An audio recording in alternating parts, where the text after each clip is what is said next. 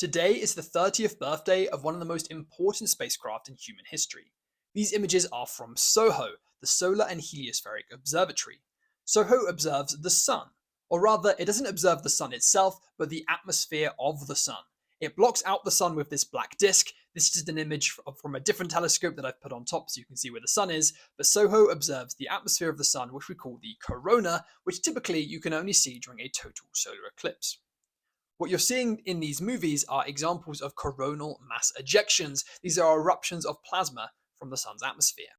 When these eruptions head towards Earth, they cause the northern lights, which is cool, but they can also damage our technological infrastructure.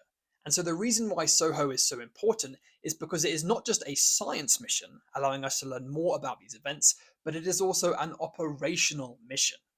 Using measurements of solar eruptions from SOHO, of which there have been 40,000 observed, space weather forecasters here on Earth can predict the impacts of these eruptions here on Earth. Now, very large solar flares can damage our systems, but smaller ones can too, and these measurements are critical for keeping satellites flowing smoothly above your head. Here's a fun fact sheet that I found about SOHO. Observed over 40,000 of these coronal mass ejections over 30 years, produced over 60 terabytes of data, which is actually not a lot for a 30-year period, has resulted in over 7,000 publications, 300 PhD theses, and 24 million images.